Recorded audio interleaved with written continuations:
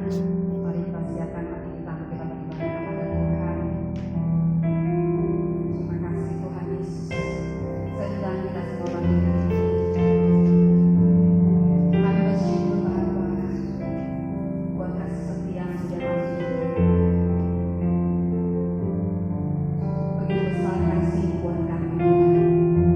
Engkau memberikan nama yang Tuhan Yesus Kristus buat menebus dosa kami Tuhan. Yang harusnya kami dimurkan, tetapi kami dikasih karunia untuk menjadi anak-anak Allah. Terima kasih Tuhan. Haleluya Yesus. Kasih Allah sungguh telah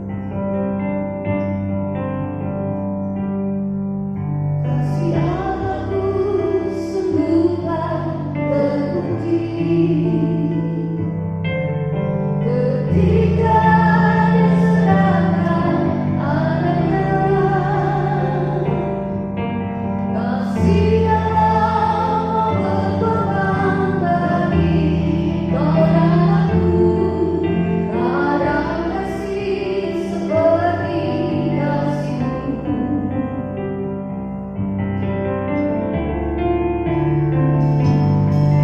Kasih Allahku sungguhlah terbukti ketika diserahkan adanya. Kasih Allah berkorban bagi kau dan aku.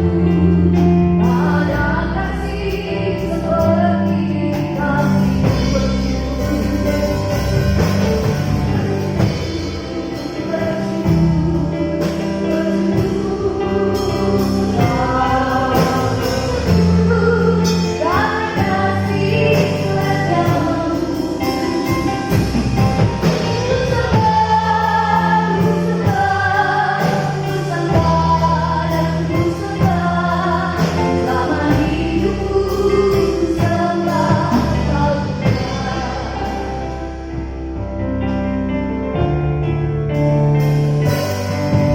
Kasih Allahku sungguhlah terbukti ketika diserahkan adanya. Kasih Allah berkorban bagi kau dan aku. Tak ada kasih seperti kasih. Jangan sungguh-sungguh katakan kasih Allahku sungguhlah terbukti. Kasih Allahku sungguhlah terbukti. Amin Tuhan. Sungguh Allah memberikan kasih yang begitu besar buat kami. Kau rela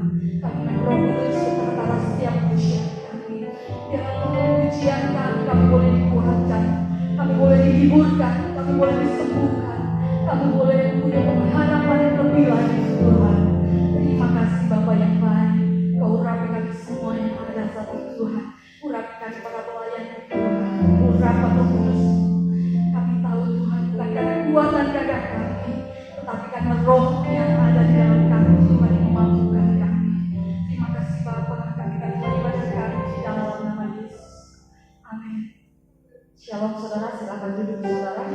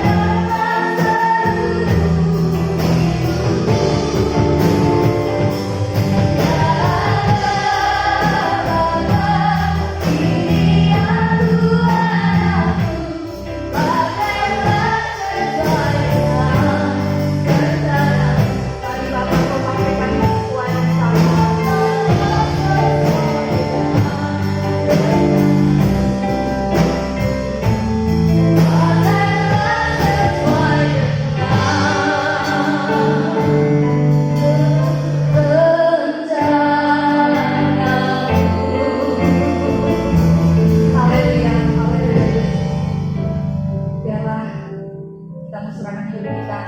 Apa yang menjadi rencana Tuhan dalam hidup kita serahkan kepada Tuhan. Kita mau percaya bahwa Bapa kita adalah Allah yang begitu mengasihi kita, yang telah mengangkat kita menjadi anak-anak Tuhan, dan kita diberikan kuasa untuk kita menjadi anak-anak Tuhan, menjadi ahli warisnya Allah, menjadi ahli waris kerajaan surga, untuk kita menerima janji-janji Tuhan. Bapa, kita tidak akan pernah meninggalkan kita meskipun badai saat ini bergelora, tetapi Tuhan Allah kita adalah yang setia, Bapa yang baik, Bapa yang mengasihi kita. Dia tidak akan memberikan rancangan yang buruk buat kita. Sungguh masa depan itu sudah ada, masa depan itu ada, dan harapan tidak akan pernah hilang. Karena Allah yang kita sembah adalah Allah yang luar biasa, Bapa yang mengasihi kita. Terima kasih untuk kesiapan hati kita. Kita akan mengenal kebenaran firman Tuhan. Apapun isi hati Tuhan hari ini, mari kita keraskan hati ini. Mari semua jemaat yang kita bangkit berdiri. Kita berdiri seperti Bapa saudara.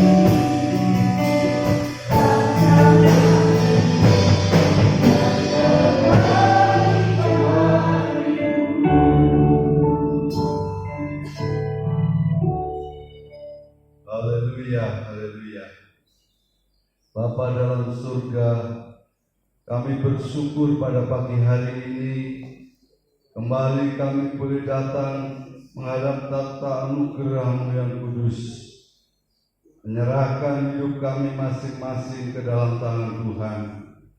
Kami sudah banyak muji, menyembah, dan memuliakan nama-Mu. Sebentar kami akan bersama-sama mendengar dan menerima firman Tuhan. Terlebih dahulu kami mohon Roh Kudus bekerja dalam setiap pribadi kami. Ampuni segala kekurangan, kelemahan, kesalahan dan dosa kami. Baharui tubuh jiwa roh kami dengan kuasa darah-Mu yang kudus, supaya semua yang hadir di tempat ini maupun saudara-saudara kami yang ada di rumah masing-masing dilayakkan untuk menerima kebenaran firman Tuhan. Pakai dan urapi hamba-Mu yang sebentar menjadi saluran berkat firman Tuhan, biar apa yang disampaikan bukan menurut kekuatan manusia, tetapi benar-benar dari Tuhan, menjadi berkat bagi kami semua yang mendengar dan menerimanya. Terima kasih Bapa. Segala pekerjaan kuasa kegelapan, roh-roh jahat yang bisa mengganggu, menghalangi, mengacaukan jalannya pemberitaan firman-Mu, mencuri benih-benih itu dari kehidupan kami satukan hati bertindak dalam nama Tuhan Yesus Kristus. Kau keluar, darah Tuhan Yesus Kristus sudah menghancurkan pekerjaan kuasa kegelapan. Tutup bungkus, selimuti ruang ini, hati dan pikiran kami semua dengan kuasa darah yang kudus, supaya dengan penuh kebebasan dan sukacita kami dapat menerima kebenaran firman Tuhan. Hanya dalam berkat nama Tuhan Yesus Kristus kami segera menyambutnya. Amin. Silakan duduk. Di Tuhan, Bapak Ibu Saudara sekalian, saya ingin mengajak menyanyikan satu pujian lagi. Sementara kita siapkan hati kita menerima firman Tuhan. Engkau ada bersamaku di setiap musim hidup.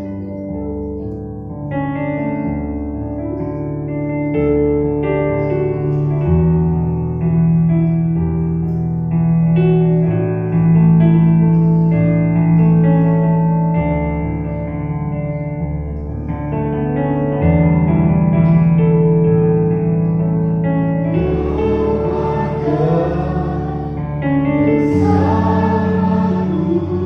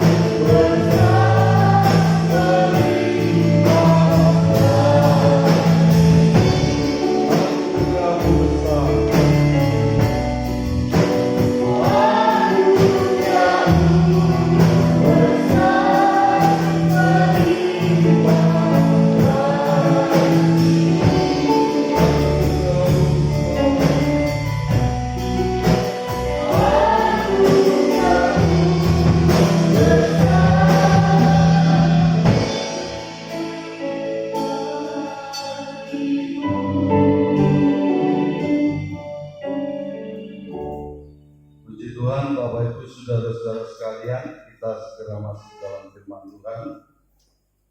Kita akan membaca yang pertama di dalam Injil Lukas pasal yang ke-24 ayat yang ke-33 sampai dengan ayat yang ke-35.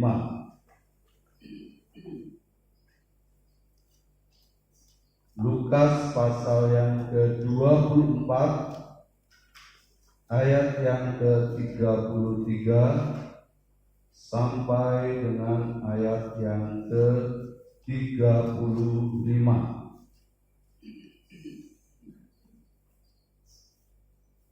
Baiklah Bapak Ibu Saudara sekalian, kalau sudah dapat saya akan membacakan demikian bunyi firman Tuhan.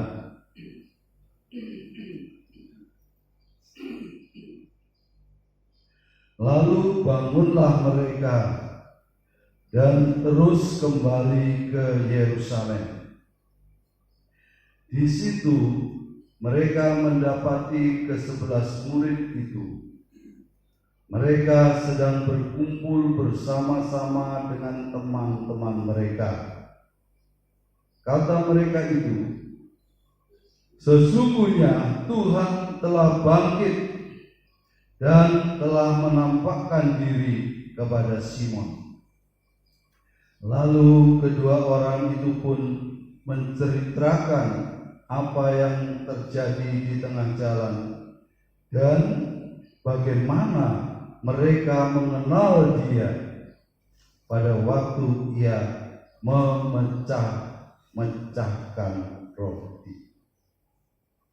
Saya mengambil sebagai tema pemberitaan firman Tuhan pada pagi hari ini, yaitu bagian dari ayat 35. Mereka mengenal dia. Yang dimaksud dia di sini adalah Tuhan Yesus yang sudah bangkit dari kematian. Bapak Ibu saudara-saudara sekalian, kata mengenal sebagai kata kunci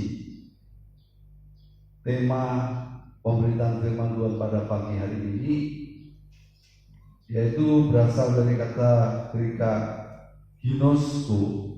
Itu artinya yang pertama adalah recognize, mengenal, ya. Tapi kata ini juga punya pengertian to know, ya, to know, kata mengetahui artinya. Kemudian to perceive artinya mengamat-amati, dan yang terakhir adalah to understand, mengerti, ya. Saudara, mengenal, ya, itu tidak cukup hanya mengetahui, tetapi perlu pengamatan, perlu pendekatan, saudara-saudara, sehingga akhirnya kita bisa mengerti siapa sesungguhnya orang itu. Saudara, kita tentu semua sebagai warga negara Indonesia mengetahui Pak Jokowi itu presiden kita. Orangnya, ya, kecil, kurus, ya, langsing. Tapi apakah kita mengenal beliau? Belum tentu. Kata mengenal ini berarti kita mengerti secara komprehensif, secara menyeluruh dan luar dalamnya kita. Itu baru mengenal. Dalamnya artinya karakternya, ya, hobinya, ya, sifatnya, ya, dan lain-lain sebagainya. Kalau luarnya fisiknya, ya, cara ngomongnya, ya, dan lain sebagainya. Nah, kata ginosko ini dipakai dalam hubungan suami istri. Seorang suami dia ginosko istrinya, sebaliknya seorang istri ginosko suaminya. Artinya mengenal dengan baik, dengan benar, mengetahui seluruh yang ada di dalam dan di luar, ya, pasangan. Saudara, kita seringkali orang luar tidak bisa tahu persis pribadi seseorang. Kita melihat sepertinya orang itu baik-baik, ngomongnya manis, ya, sikapnya baik, tindakannya juga menyenangkan, sering menolong orang, dan lain sebagainya. Tetapi saudara-saudara, kalau kita tanya kepada pasangannya, baik itu suami ataupun istrinya, bagaimana ya suami Anda, bagaimana istri Anda? Saya lihat baik, ya, manis. Tapi seringkali saudara-saudara jawabannya apa? Oh, kamu sih belum tahu. Saya ini yang tahu persis suami saya. Saya ini yang tahu persis istri saya. Nah, itu seringkali saya kalau konseling, ya, saudara-saudara, kata-kata itu keluar. Karena apa?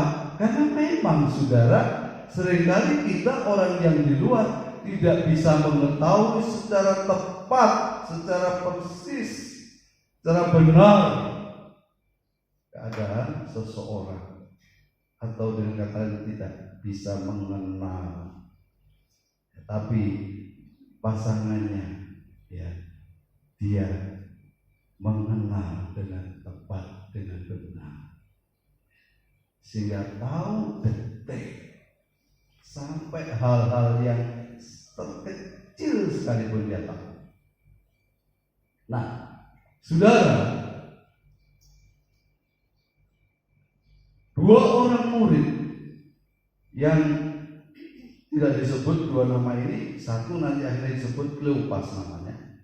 Ini bukan dua orang murid inti, ya, yang 11 itu, tapi yang termasuk 70. Karena murid inti ada 12, potong 1 Yudas, ya, tinggal 11.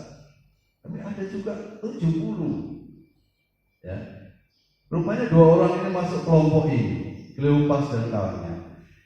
Mereka ini, kalau sudah baca dari ayat sebelumnya, melakukan perjalanan dari Yerusalem ke sebuah desa yang namanya Emmaus. Peristiwa ini terjadi setelah kebangkitan Tuhan Yesus. Nah, dalam perjalanan mereka, saudara-saudara, ke Emmaus yang jaraknya kurang lebih 7 mil. 1 mil Romawi itu kurang lebih 1,5 kilometer, berarti 10,5 kilometer. Lumayan jauh, jalan kaki 2. Ya. Saudara, tiba-tiba ada orang yang tidak tahu bagaimana sudah sama-sama mereka. Nah, ini luar biasanya Tuhan Yesus yang sudah bangkit, ya. Dia tidak hidup di dalam, ya, 3 dimensi seperti kita, tapi sudah 4 dimensi, ya. Tidak dibatasi oleh ruang, tempat, dan waktu. Setiba-tiba sudah bersama-sama mereka di sana. Nah, mereka ini sedang bercakap-cakap, ngobrol, ya. Memang kalau orang berjalan sambil ngobrol enak. Akhirnya tahu-tahu sampai, saudara-saudara, ya. Yang dipercakapkan adalah tentang Yesus yang sudah mati disalib, dikuburkan bangkit. Ya, itu yang dibicarakan oleh kedua orang murid. Ya. Saudara, tapi mereka ini, saudara-saudara, tidak tahu bahwa yang dibicarakan oleh mereka ini adalah yang sedang ada di sampingnya. Nah, ini saudara-saudara masalahnya. Mereka ternyata walaupun sudah menjadi murid daripada Yesus, sudah sekian lama mendengar pengajaran-pengajaran. Tentu kalau seorang murid itu ya sudah dekat dengan gurunya, walaupun mereka tidak berada dalam ring satu, ya, tidak termasuk 11 murid itu, paling tidak ring 2. Saudara-saudara, harusnya mereka ini sudah mengenal. Orang kalau mengenal itu dari langkahnya aja, saudara-saudara, udah tahu. Saya kalau istri saya pulang dari semua dia jalan, ya, saya sudah tahu dari langkahnya sudah tahu. Apalagi kalau dari percakapannya. Nanti saudara kalau mau baca, akhirnya Tuhan Yesus itu nanya mereka, kamu sudah ngomong apa sih? Asik benar ngomong kan? Tetap mereka tidak tahu bahwa itu adalah Yesus. Saudara-saudara, di sini kita melihat bahwa seringkali kita juga orang-orang yang percaya kepada Tuhan. Sudah sekian lama mungkin kita, ya, menjadi orang-orang yang percaya kepada Tuhan. Sudah sekian lama kita beribadah, memuji, menyembah, bahkan melayani Tuhan. Tapi pertanyaannya adalah, sudahkah saudara benar-benar mengenal Ginosko? Kita melihat seringkali orang-orang yang percaya kepada Tuhan ini hanya sekedar tahu bahwa Yesus Kristus itu adalah Tuhan, Juru Selamat, Penyembuh, yang sering mengadakan mujizat-mujizat yang sangat luar biasa. Tapi apakah dia benar-benar mengenal bahwa Yesus itu benar-benar adalah Juru Selamat, adalah Tuhan, adalah Penyembuh, adalah yang mengadakan mujizat-mujizat? Dia tidak pernah mengalami, saudara-saudara. Dia hanya sekedar tahu, tapi tidak mengenal, tidak terjadi di dalam kehidupan. Nah, pada pagi hari ini kita akan melihat, saudara-saudara, ya, kedua orang murid ini, ya, mengalami sesuatu yang luar biasa. Ya. Kita akan masuk dalam poin yang pertama. Kita baca di dalam 2 Korintus 3 ayat 14 sampai dengan 16. 2 Korintus 3 ayat yang ke 14 sampai dengan 16. Sudah dapat saya bacakan. Demikian bunyi firman Tuhan. Tetapi pikiran mereka telah menjadi tumpul Sebab sampai pada hari ini selubung itu masih tetap menyelubungi mereka. Jika mereka membaca perjanjian lama, itu tanpa disingkapkan, karena hanya Kristus saja yang dapat menyingkapkannya. Bahkan sampai pada hari ini, setiap kali mereka membaca kitab Musa, Taurat maksudnya, ada selubung yang menutupi hati mereka. 16. Tetapi apabila hati seorang berbalik kepada Tuhan, maka selubung itu diambil daripadanya. Kalau kita membaca di dalam Lukas pasal 24 tadi, ayat yang ke-16, di situ dikatakan bahwa kedua orang murid ini tidak mengenal Tuhan Yesus yang saat itu sudah ada di samping mereka. Ayat 16. Jadi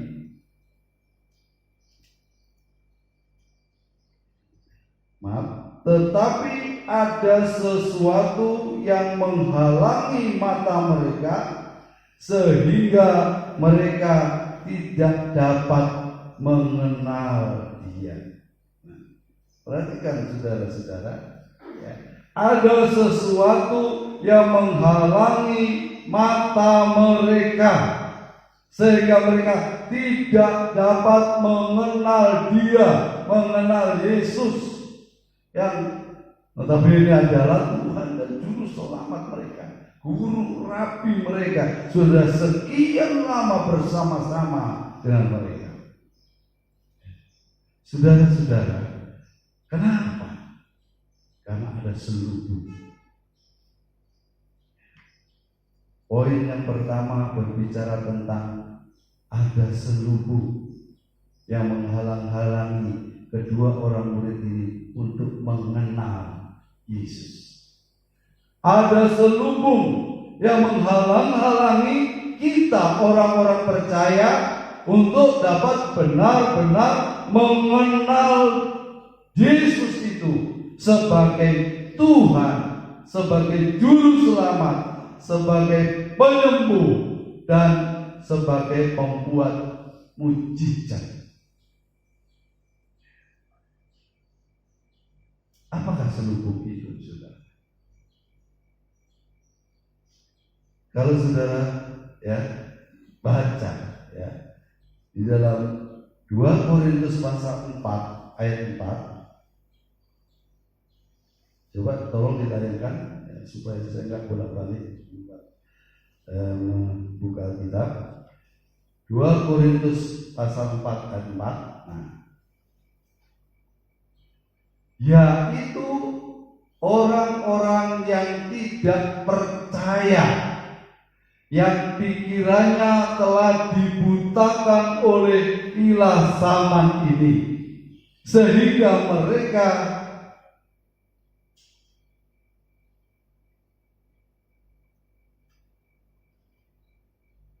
tidak melihat cahaya Injil tentang kemuliaan Kristus yang adalah gambaran Allah. Bapak Ibu Saudara, selubung itu adalah ketidakpercayaan.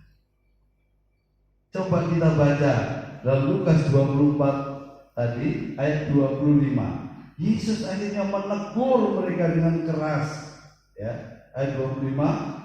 Lalu ia, yaitu Yesus, berkata kepada mereka, "Hai kamu orang bodoh, betapa lambannya hatimu, sehingga kamu tidak percaya segala sesuatu yang telah dikatakan para nabi." Saudara-saudara, selubung itu adalah ketidakpercayaan kita kepada firman Tuhan, janji-janji daripada Tuhan, ketidakpercayaan kita kepada kuasa daripada Tuhan. Itu yang membuat kita tidak mengalami bahwa Yesus itu benar-benar adalah juru selamat. Yesus itu benar-benar adalah Tuhan, Raja kita,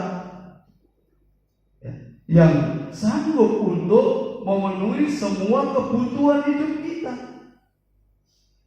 Dia adalah penyembuh yang bisa menyembuhkan segala sakit penyakit kita. Dia adalah pembuat mujizat yang bisa melakukan apapun secara supranatural. Saudara-saudara, ketidakpercayaan menjadi selubung sehingga mata rohani kita tidak dapat melihat kuasa dan kemuliaan Tuhan. Dan sebabnya selubung ini harus dicopot, harus dilepaskan.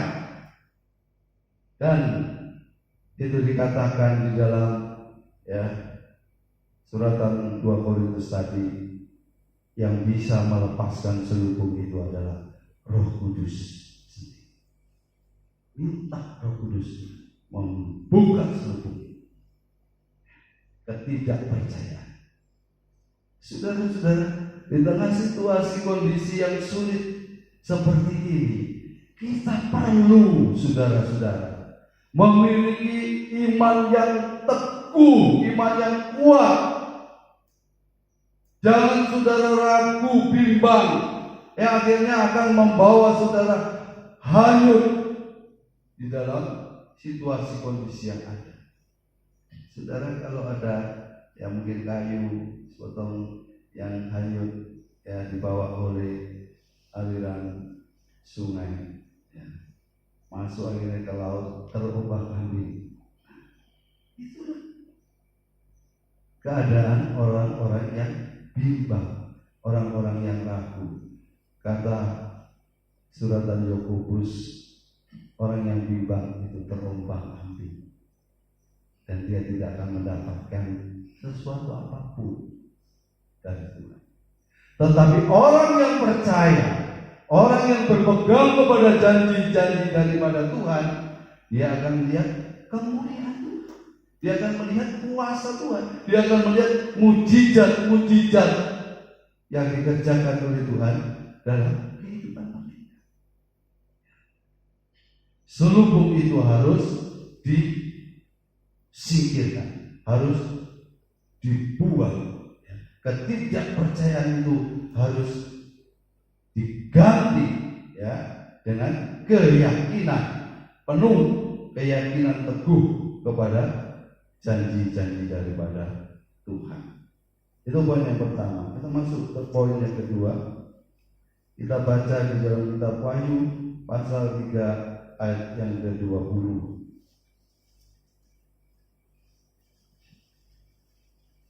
Tolong ditayangkan. Wahyu 3 ayat 20. Salah. Gitu. Lihat,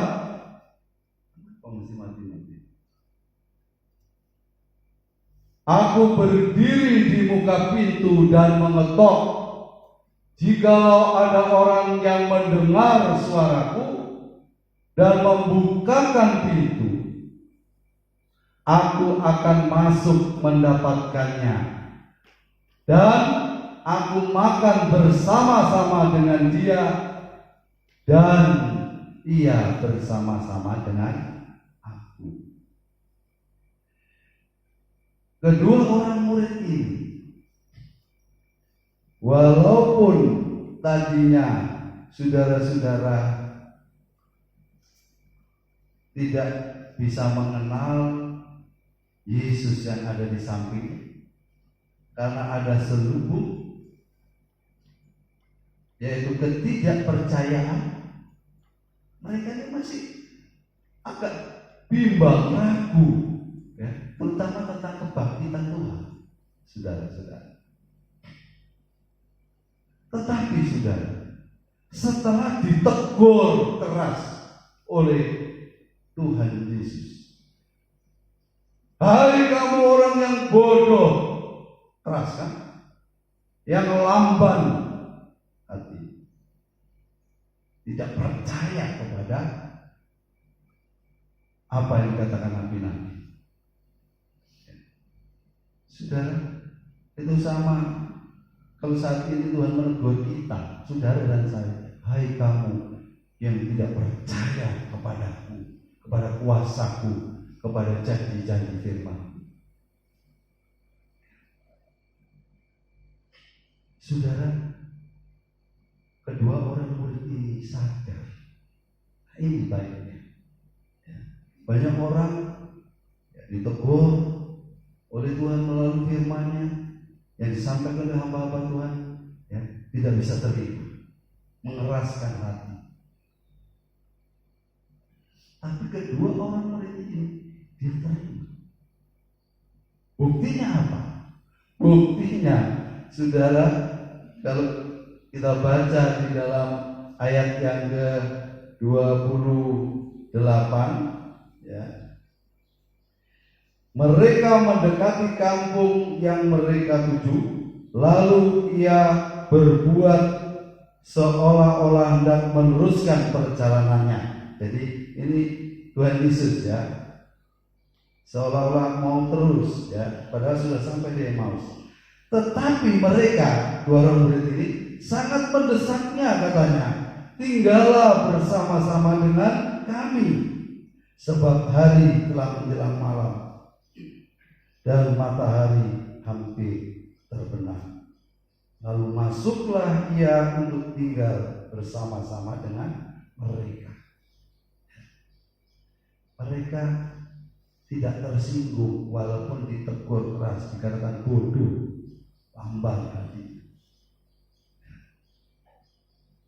Mereka terima teguran itu, dan itu dibuktikan dengan apa? Waktu sudah nyampe di kampung Emmaus, Yesus seolah-olah mau terus, ya. Mereka berkata, hari sudah malam, mampir masuk ke rumah saya, nginep di rumah saya, besok boleh melanjutkan perjalanan. Mendesak mereka. Mereka tidak tersinggung, tetapi mereka membuka pintu hati dan pintu rumah. Poin yang kedua adalah, ya, membuka pintu hati untuk Yesus masuk.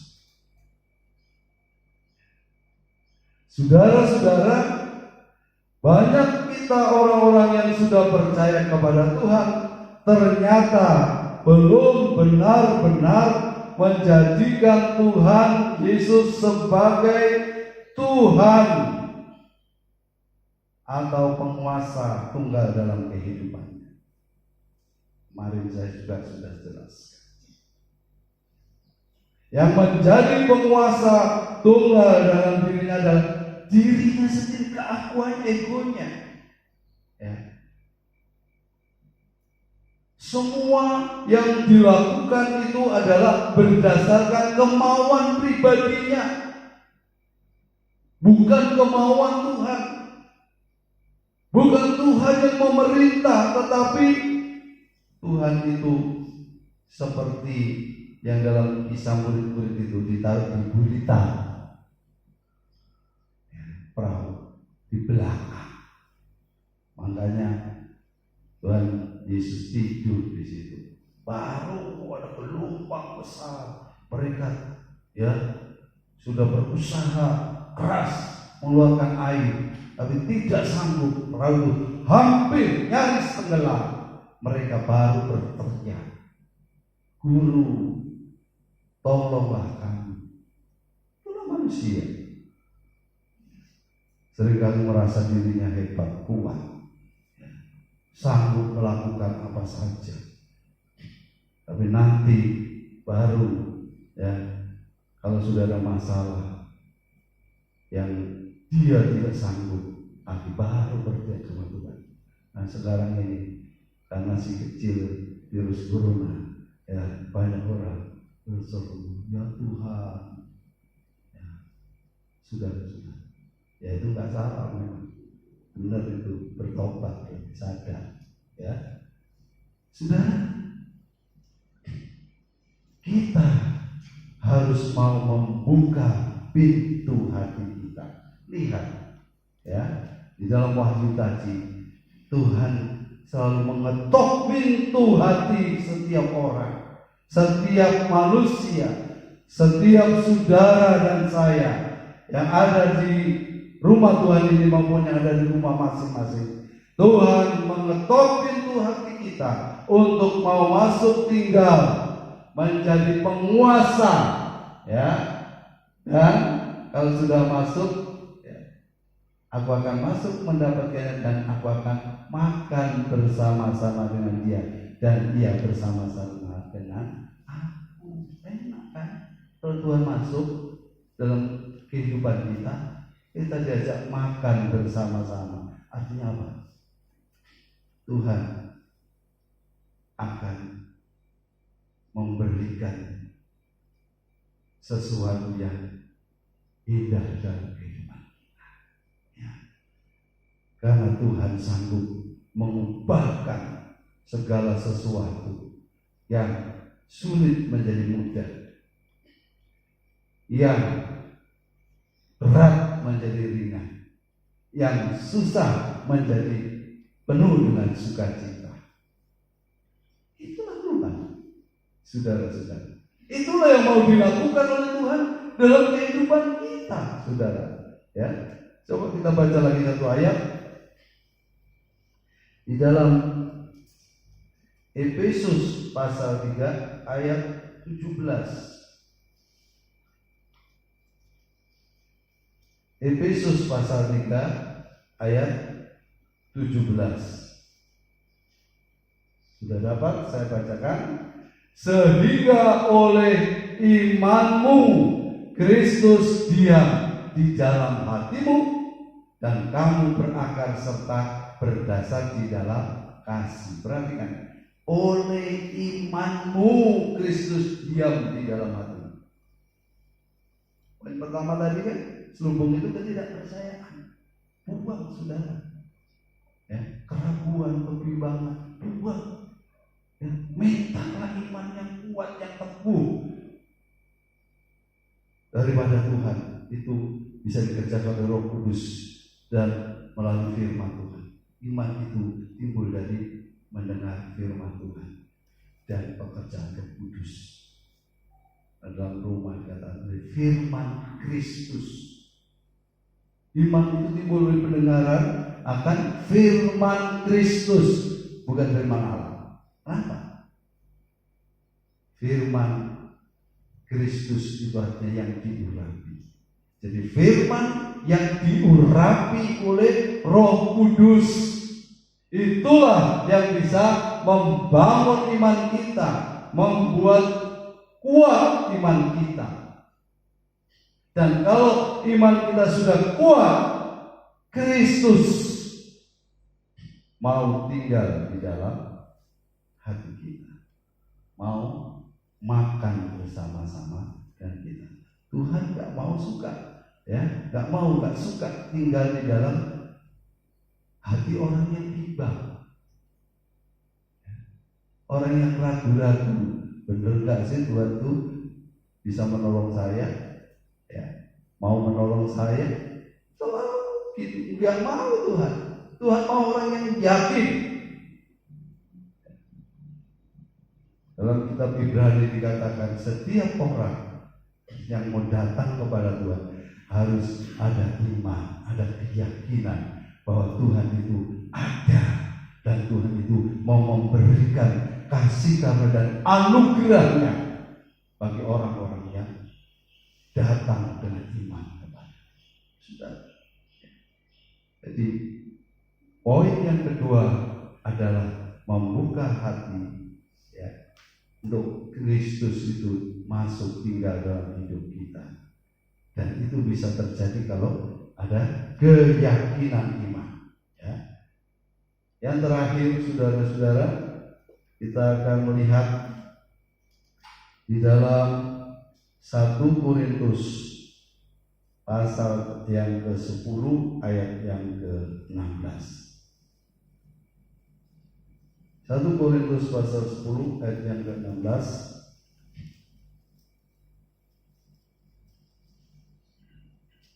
Demikian bunyi firman Tuhan. Bukankah cawan pengucapan syukur yang atasnya kita ucapkan syukur adalah persekutuan dengan darah Kristus? Bukankah roti yang kita pecah-pecahkan adalah persekutuan dengan tubuh Kristus? Saudara-saudara, dua orang murid ini setelah mengundang Yesus mampir tinggal di rumah mereka, apa yang terjadi? Ya, mereka memberikan ya hidangan makanan roti. Ya. Dan waktu ayat 30 ya, waktu ia duduk makan dengan mereka, Yesus maksudnya ya, ia mengambil roti, mengucap berkat, lalu memecah-mecahkannya dan memberikannya kepada mereka. 31. Ketika itu terbukalah mata mereka dan mereka pun mengenal Dia, tetapi ia lenyap dari tengah. Jadi setelah mampir masuk rumahnya, diajak makan, dihidangkan roti, ya. Tuhan Yesus memecah-mecahkan roti itu dan mengucap berkat, memberikan. Pada saat itu mata mereka terbuka. Kenapa terbuka, saudara? Mereka ini kan sudah sering melakukan perjamuan kudus ya, seperti yang kita lakukan tadi ini dengan gurunya, dengan Yesus ya. Selalu begitu, roti anggur mulai didoakan, diberkati, pecah-pecahkan, dibagi-bagi kepada mereka. Ini sudah berpuluh-puluh beratus kali dilakukan, sehingga pada waktu Yesus melakukan itu, murid-murid itu yang biasa kita lakukan ya. Saudara-saudara, di situ kemudian mereka ya imannya bangkit. Ini Yesus ini selubung itu terbuka, hilang ya. Ketika itu terbukalah mata mereka, selubung itu lenyap dan mereka pun mengenal Dia itu adalah Yesus, Tuhan dan Juru Selamat. Tapi sayangnya terus lenyap ya. Saudara-saudara, ini menunjukkan bahwa perjamuan kudus, ini poin yang ketiga, adalah merupakan sarana untuk membuat mata hati kita ini terbuka bahwa Yesus itu adalah Tuhan dan Juru Selamat kita, bahwa Yesus itu sudah mati dan bangkit, menunjukkan kematiannya untuk menyelamatkan kita dari dosa, dari kebinasaan, kebangkitannya untuk membuktikan bahwa Dia adalah pemegang kedaulatan tertinggi di bumi ini, di surga, bahkan di bawah bumi, ya. Semuanya itu dalam kontrol kekuasaan daripada Tuhan Yesus Kristus. Kalau demikian, saudara-saudara, maka kita orang-orang percaya seyogyanya tidak perlu khawatir, tidak perlu takut, tidak perlu kita stres, tidak perlu depresi menghadapi situasi kondisi yang ada pada saat ini. Karena apa? Karena Yesus Kristus yang sudah mati, bangkit, hidup, adalah Tuhan yang berkuasa. Itu sudah ada tinggal dalam diri kita, sudah bersekutu kita dengan Dia melalui perjamuan kudus. Ya.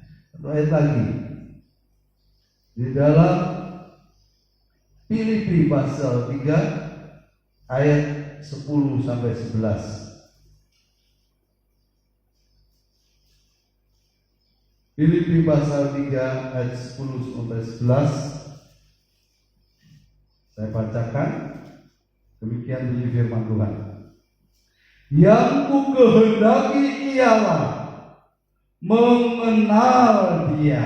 Nah ini kata-kata Paulus. Ginosko Dia Yesus, ya. Dan kuasa kebangkitannya dan persekutuan dalam penderitaannya, di mana aku menjadi serupa dengan Dia dalam kematian. Paulus rindu dalam kehidupannya mengenal Tuhan Yesus Kristus itu secara menyeluruh, secara utuh, secara komprehensif, dari penderitaan, kematian sampai kebangkitannya. Jangan mengenal Yesus hanya sebatas penderitaan sampai kematian. Sebagai juru selamat, saya sudah dilepaskan dari dosa, dari kebinasaan. Saya sudah selamat. Bagus itu. Tapi tidak boleh hanya sebatas itu, saudara. Pengenalan kita kepada Tuhan Yesus adalah sampai kepada kebangkitannya. Karena Dia tidak mati terus, ya. Tapi pada hari ketiga Dia bangkit daripada kematian.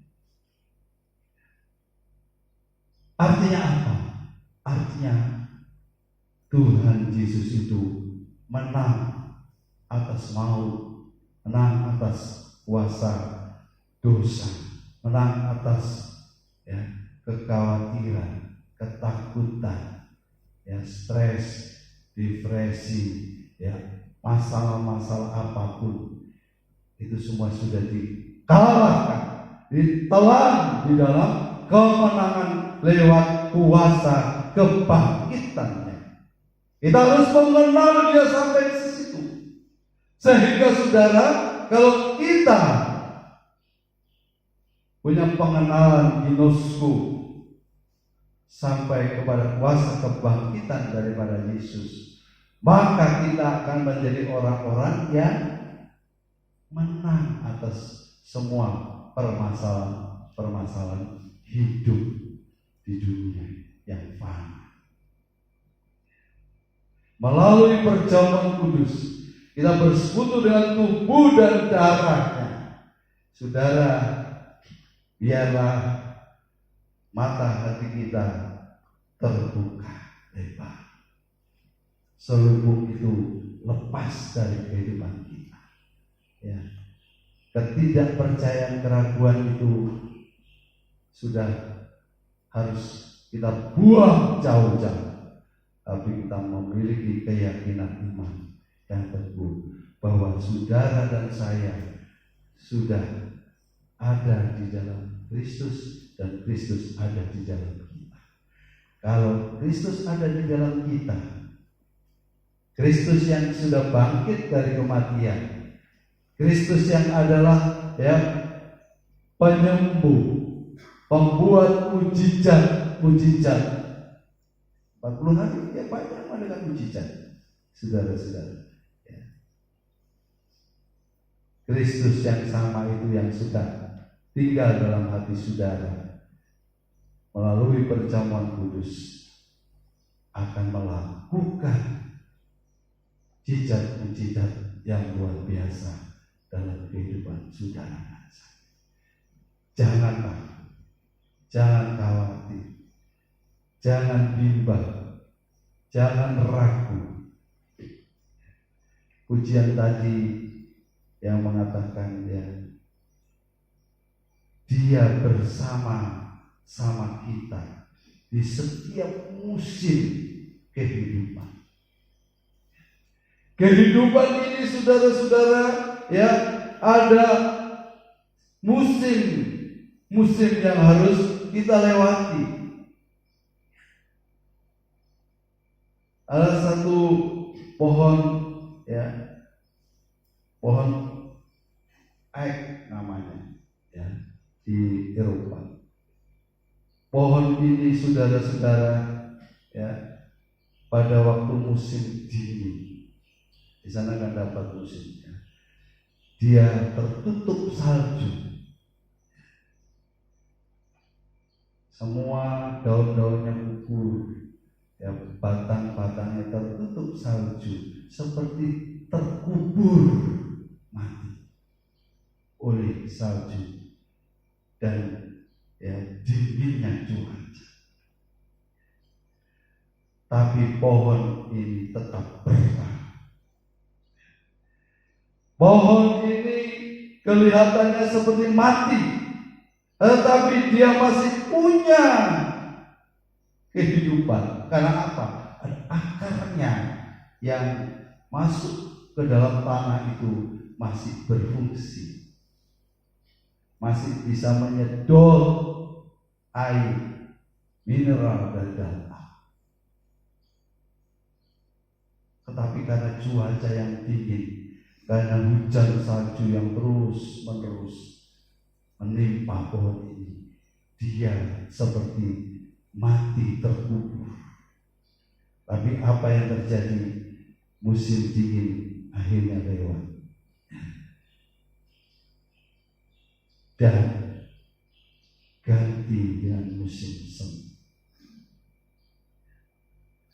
Pohon ini saudara-saudara yang tadinya sudah terkubur seperti sudah mati, akhirnya bertunas, tumbuh, daun-daun menjadi rimbun kembali, keluar bunga-bunga yang indah dan menghasilkan buah. Saudara-saudara, itulah kehidupan kita. Saat-saat kita mengalami musim di mana keadaan, situasi, kondisi sangat sulit membuat kehidupan kita seperti tidak berdaya. Tapi justru di saat-saat seperti itu, saudara-saudara, Tuhan Yesus Kristus yang tinggal di dalam hati kita itu mau menunjukkan kuasa-Nya dalam hidup kita. Saudara, kita harus tetap bertahan, iman kita harus tetap kuat. Keadaan yang seperti musim salju, musim dingin ini pasti akan lewat. dan berganti dengan musim semi. Ya. Saudara, akhirnya kita akan melihat ada sesuatu yang indah. Kadang-kadang kita bertanya, ya, kenapa Tuhan izinkan terjadi ya sesuatu yang membuat kehidupan manusia itu menjadi susah, menjadi menderita. Saudara, ada seorang ya, yang masih umur 1 tahun, ya. Papanya itu sakit keras.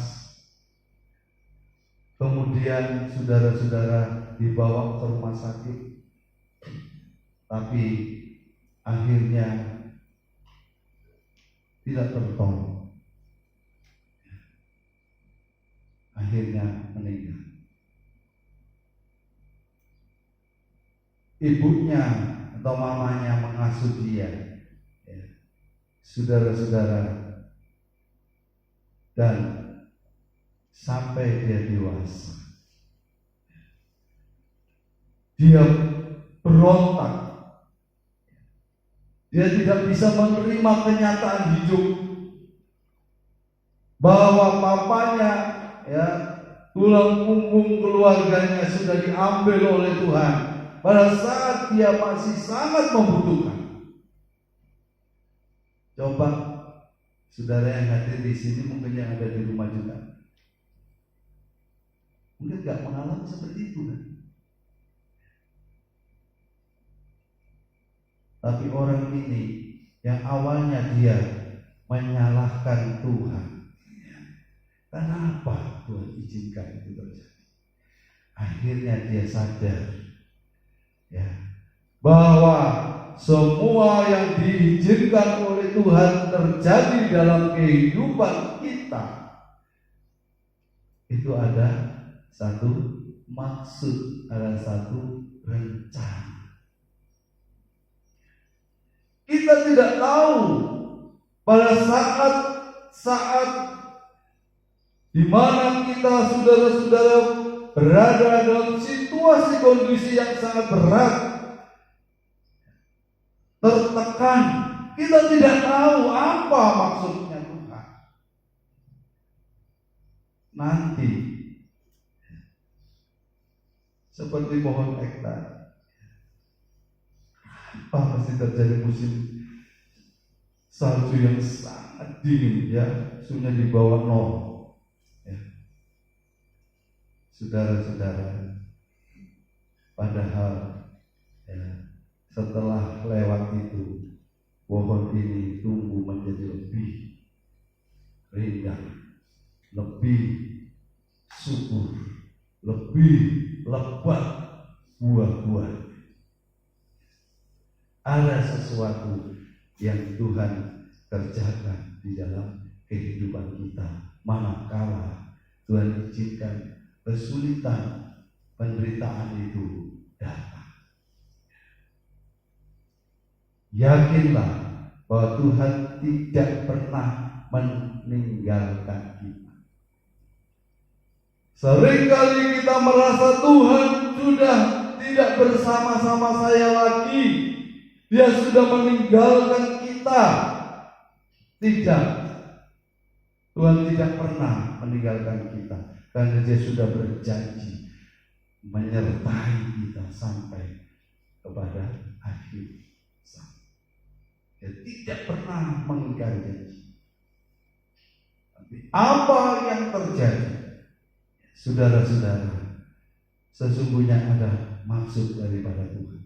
Kalau saya sudah menangkap apa sih maksud Tuhan terjadi pandemi COVID-19 ini, dari awal saya sudah menyampaikan kan di tempat ini jauh sebelumnya, ya, bahwa akan ada bala sampah. Karena apa? Karena itu sudah ditulis di dalam firman Tuhan, dalam kitab Wahyu. Kenapa itu terjadi? Karena itu adalah satu sinyal, tanda peringatan dari Tuhan bahwa Dia memang akan datang. Dengan dikasih tanda kan bagus. Kalau nggak kasih tanda tahu-tahu datang bagaimana? Kita nggak siap. Kedua, saudara-saudara, adalah satu peringatan dari Tuhan kepada manusia supaya sadar dan bertobat. Itu kan bagus, saudara. Ya kan? Jadi kita melihat segala sesuatu jangan hanya dari sisi negatif, sisi gelapnya. Lihat dari sisi positif. Saya yakin melalui apa yang terjadi hari-hari ini akan membuat banyak orang terbuka mata hati. Orang yang percaya kepada Tuhan akan lebih mengerti, kemudian lebih sungguh-sungguh. Orang yang belum percaya kepada Tuhan akan mereka membuka hatinya untuk menerima Yesus Kristus sebagai Tuhan dan Juru Selamat. Nah, itu tugas saudara dan saya. Saudara membuktikan di dalam situasi kondisi yang seperti ini, saudara tegar, saudara tetap survive, saudara tetap penuh dengan sukacita, damai sejahtera di dalam Tuhan. Saudara tetap di dalam perlindungan, pemeliharaan, berkat daripada Tuhan. Karena ada Kristus, ada yang tinggal dalam kita. Orang yang di luar akan tertarik, akan ingin tahu apa yang terjadi dalam hidup saudara. Situlah kesempatan untuk memenangkan mereka bagi kemuliaan nama Tuhan. Saya salut kepada pemerintah Amerika Serikat. Ya. Ada banyak hal saya juga kurang cocok dengan Presiden Trump, saudara-saudara. Tetapi satu hal yang saya salut adalah pemerintah Amerika Serikat, walaupun juga terkena wabah virus corona ini, jumlahnya lebih besar daripada kita yang kena, tetapi mereka tetap mengulurkan tangan membantu negara-negara, termasuk Indonesia, dibantu sudah. Jumlahnya cukup besar. Bayangkan, negaranya sendiri juga susah, menghadapi masalah yang lebih berat, tetapi masih mengulurkan tangan. Itu adalah membuktikan bahwa ada Kristus di sana, ada berkat di sana, ada kemuliaan Tuhan di sana. Menjadi satu kesaksian. Saudara-saudara, mari pada hari-hari ini, saudara dan saya yang hadir di tempat umum ini, ada di rumah masing-masing, kita tetap menjadi saksi-saksi Tuhan di tengah-tengah dunia yang penuh dengan badai dan gelombang ini, karena kita tegar, tetap teguh berpegang kepada janji-janji firman Tuhan. Mari kita sama-sama bangkit berdiri, kita naikkan pujian tadi. Engkau ada bersamaku di setiap musim hidupku.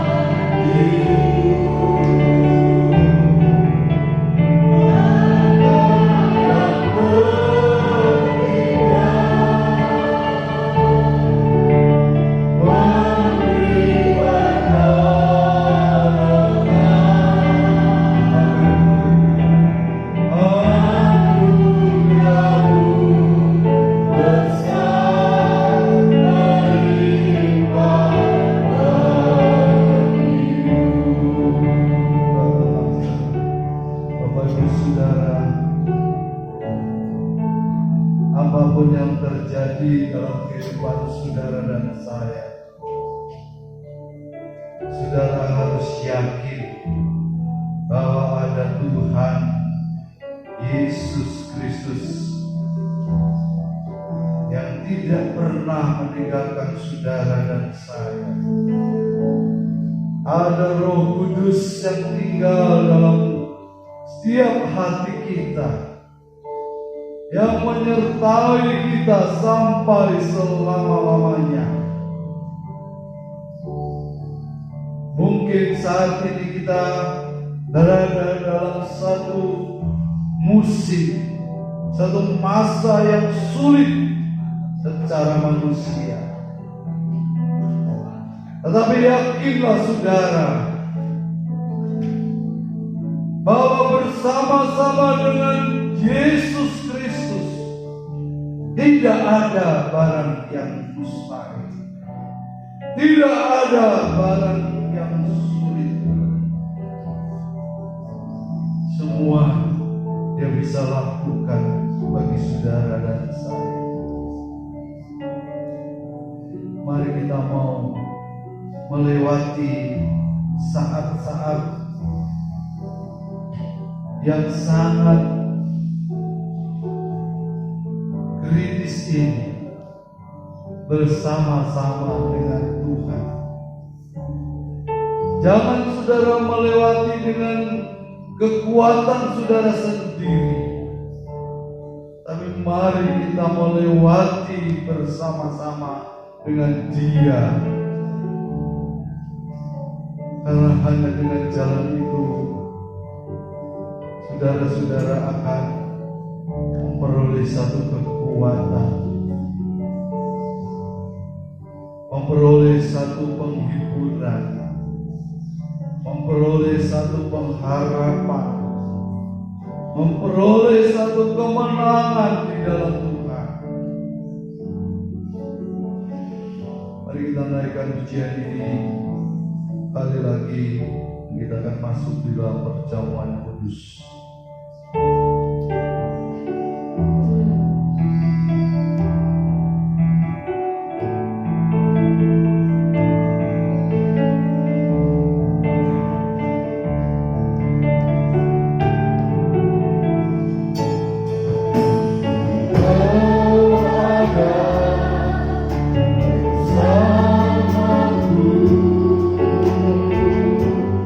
Is your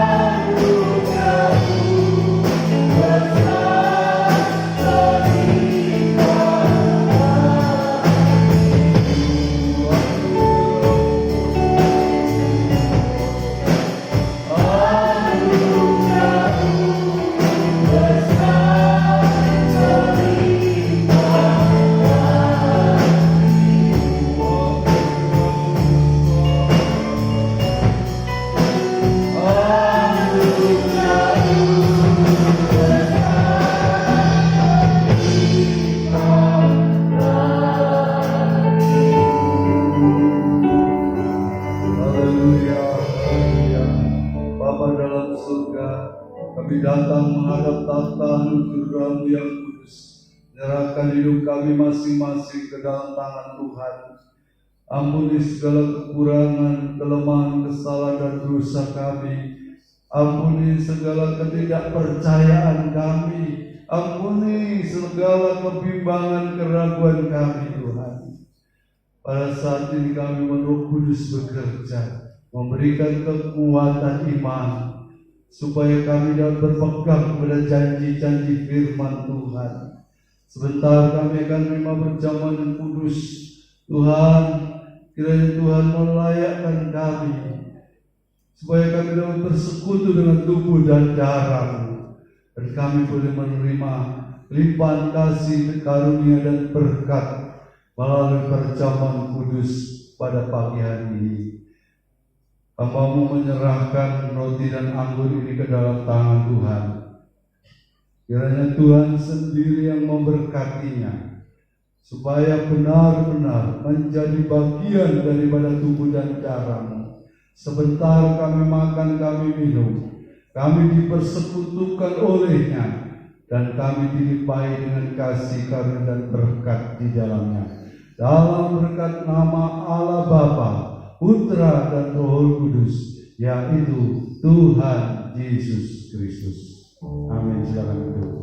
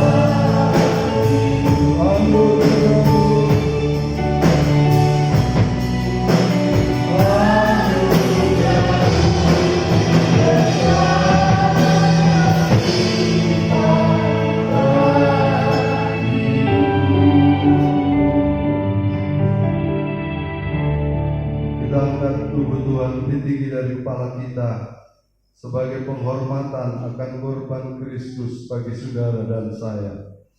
Saya bacakan firman Tuhan, sudah itu kita akan makan sama-sama dengan iman.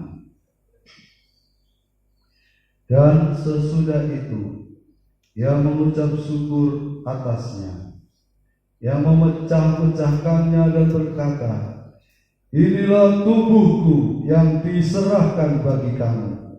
Perbuatlah ini menjadi peringatan akan aku." Dalam nama Tuhan Yesus Kristus, kita makan sama-sama dengan iman.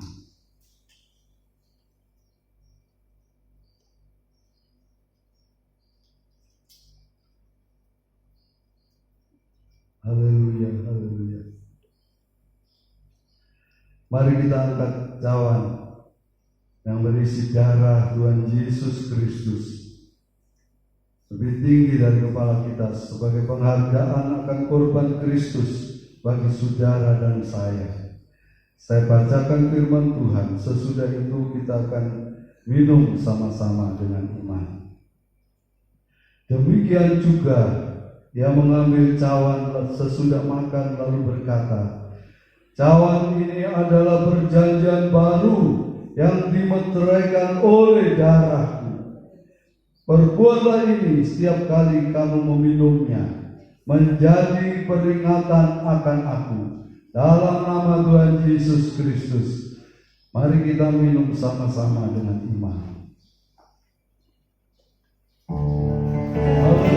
Haleluya.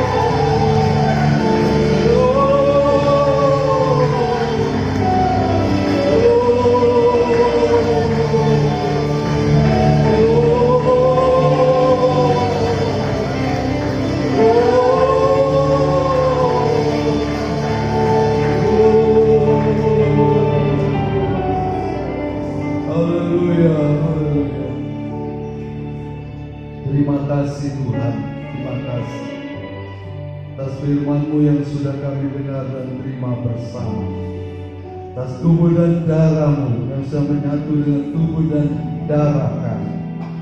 Kami yakin Tuhan Yesus Kristus sudah tinggal dalam pribadi kami, dan kami tinggal di dalam Tuhan Yesus Kristus. Kami disatukan melalui perjamuan yang kudus, melewati perjalanan hidup yang saat-saat ini sangat menegangkan. Kami seperti berada dalam lembah bayang-bayang maut. Tetapi kami yakin, sekalipun kami berjalan dalam lembah bayang maut, kami tetap bersama-sama dengan Tuhan. Tongkatmu dan gadamu, yaitu kasih dan kuasa-Mu menyertai kami.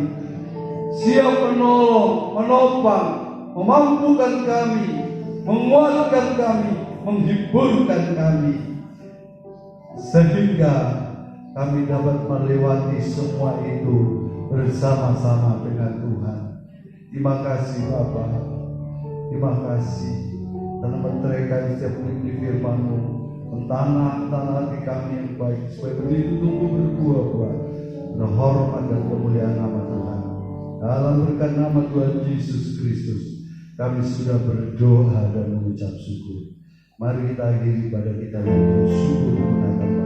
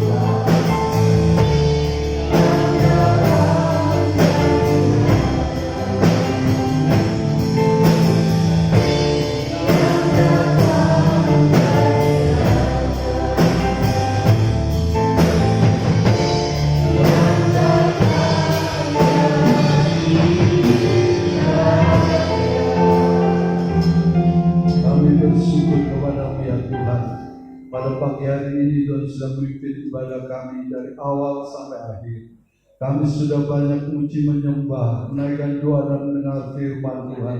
Kami yakin Tuhan Roh Kudus sudah bekerja dalam setiap pribadi kami. Bapa berkati semua saudara sudah hadir berbahagia pada pagi hari ini dengan berkat yang berkelimpahan, baik itu berkat jasmani, terlebih berkat rohani. Berkati rumah tangga keluarga mereka dengan kerukunan, kedamaian, dan kebahagiaan. Berkati usaha mata pencarian apapun yang mereka kerjakan di tengah-tengah situasi ekonomi yang sulit ini. Kami yakin bahwa Tuhan sanggup untuk memberkati setiap anak-anak-Mu sesuai dengan janji firman Tuhan. Berkati juga saudara-saudara kami yang ada di rumah masing-masing. Apapun yang terjadi dalam kehidupan mereka, kami yakin Tuhan tidak pernah membiarkan dan meninggalkan mereka. Terima kasih Tuhan. Sebentar kami tinggalkan tempat ini kembali ke rumah masing-masing, dan pimpin sertai lindungi kami semua dalam perjalanan, supaya boleh tiba dengan selamat, bertemu dengan keluarga kami dalam keadaan damai dan sejahtera. Dalam berkat nama Tuhan Yesus Kristus, kami perahaskan semua doa-doa kami. Dan sekarang saudara-saudara yang kekasih di dalam Tuhan, terimalah berkat, damai dan sejahtera dari Allah Bapa, kasih karunia dan kasih setia Tuhan Yesus Kristus, dan sukacita dalam persekutuan kita dengan Tuhan Roh Kudus ada beserta kita sekalian, mulai saat ini sampai Maranatha Tuhan Yesus Kristus datang kembali. Amin. Selamat Tuhan memberkati.